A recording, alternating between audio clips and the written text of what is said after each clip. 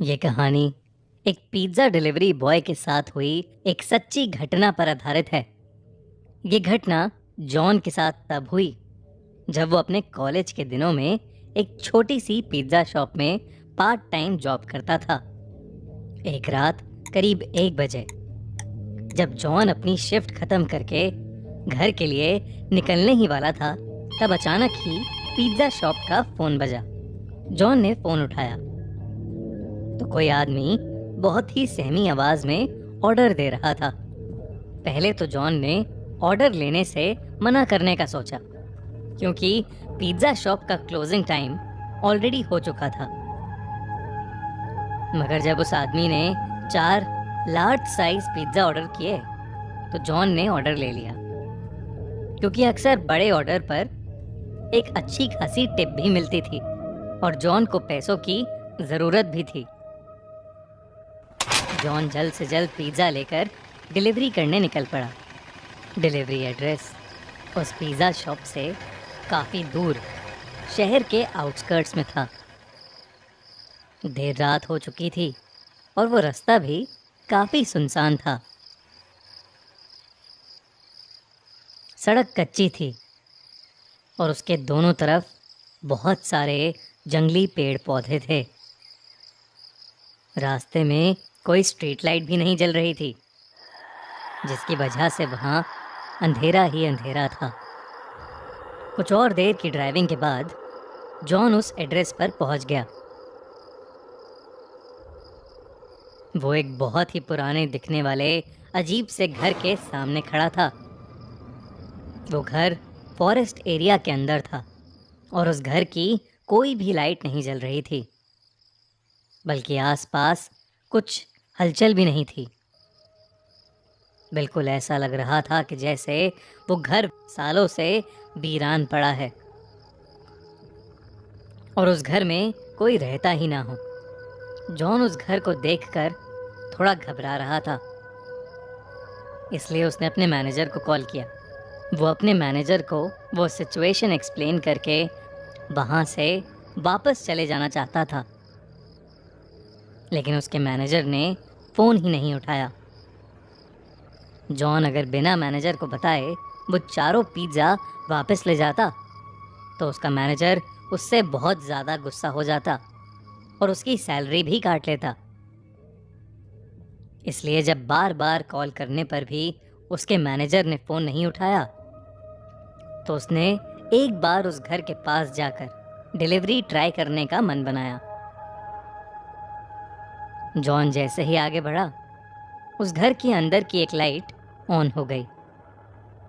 John को थोड़ा सा कॉन्फिडेंस आया कि शायद अंदर कोई है। उसने डोरबेल बजाई और ज़ोर से कहा, पिज़्ज़ा डिलीवरी। मगर कुछ देर तक किसी ने दरवाज़ा नहीं खोला।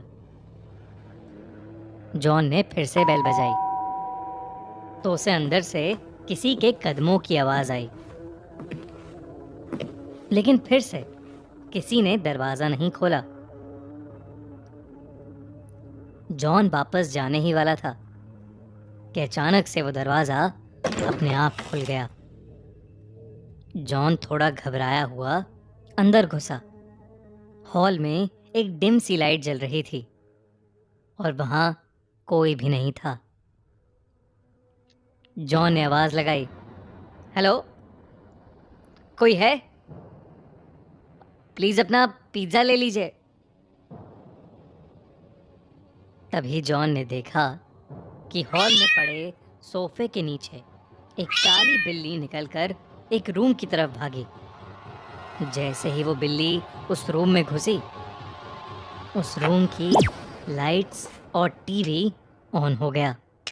साथ ही छोटे बच्चों की शैतानी करने की और हंसने की आवाज़ भी आने लगी। जॉन को लगा कि कोई शायद उसके साथ किसी किस्म का मजाक कर रहा है। वो गुस्से में उस रूम के अंदर गया। वहाँ 2 छोटी सी लड़कियाँ बैठी थीं। वो दोनों वहाँ बेड पर बैठे बैठे जॉन को अजीब तरीके से घूरे जा रही थीं। जॉन उनसे कहने लगा कि वो कब से डोरबेल बजा रहा है और वो लोग हैं कि दरवाज़ा ही नहीं खोल रहे। जॉन उन पर गुस्सा कर रहा था, लेकिन वो दोनों फिर भी वहीं बैठी बिना कुछ बोले बस जॉन को घूरे जा रही थीं। जॉन ने फिर कहा, मैं पिज्ज़ा देने आया हूँ। तुम्हारे घर में कोई बड़ा है जिससे मैं पेमेंट ले सकूं? अचानक उन लड़कियों की आंखों का रंग सफेद पड़ गया और उनकी चुप्पी एक खतरनाक हंसी में बदल गई। उन दोनों ने उस कमरे के दरवाजे की तरफ इशारा किया जो जॉन के ठीक पीछे था। जॉन पीछे पलटा तो वो घबरा उठा। उसके हाथ से चारों पिज्जा के डब्बे नीचे गिर पड़े क्योंकि उसके ठीक सामने एक भयानक औरत का साया खड़ा था। ये सब देखकर जॉन डर के मारे कांपने लगा। वो जैसे तैसे अपनी बाइक की तरफ भागा और वहां से निकल गया। उस औरत का साया और वो दो लड़कियां उस घर के दरवाजे पर खड़े हुए उसे जाते देख रहे थे। जॉन अभी कुछ ही दूर पहुंचा था कि उसे फील हुआ कि उसकी बाइक खराब हो रही है। एकदम से बाइक के घिसटने की आवाज आने लगी और बाइक बंद पड़ गई। सहमा हुआ जॉन बाहर निकला और उसने देखा कि उसकी बाइक का टायर पंक्चर था। उसने डर के मारे पुलिस को फ़ोन मिलाया और जल्द से जल्द मदद मांगी। वो आसपास देखने लगा और अचानक ही उसकी नज़र बाइक के रियर व्यू मिरर पर पड़ी, जिसे देखकर उसके पैरों तले ज़मीन खिसक गई। बाइक के पीछे उस औरत का साया और वो दो बच्ची खड़ी थीं। वो तीनों धीरे धीरे जॉन की तरफ जा रहे थे। जॉन हड़बड़ा के बाइक वहीं छोड़कर जंगल की तरफ दौड़ने लगा। दौड़ते दौड़ते वो बहुत थक गया और एक बड़े से पेड़ के पीछे जाकर छुप गया।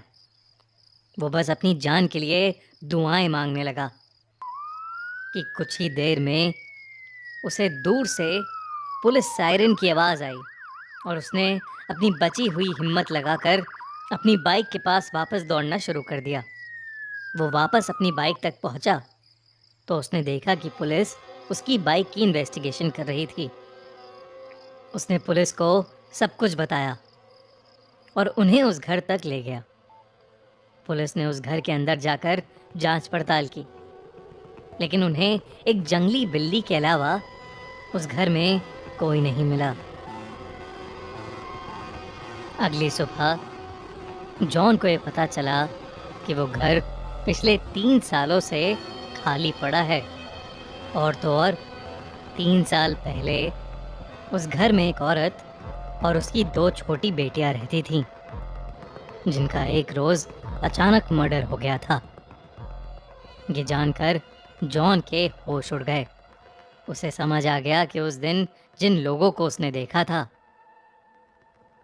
वो उस औरत और उसकी छोटी बच्चियों की आत्मा ही थी, जो शायद आज भी उस घर में कैद है। मगर उसे कभी ये समझ नहीं आया कि वो फ़ोन आखिर किसने किया था। इस हादसे के बाद जॉन ने पिज़्ज़ा डिलीवरी की नौकरी छोड़ दी, लेकिन वो जब भी वो हादसा याद करता है तो बुरी तरह कांप उठता है।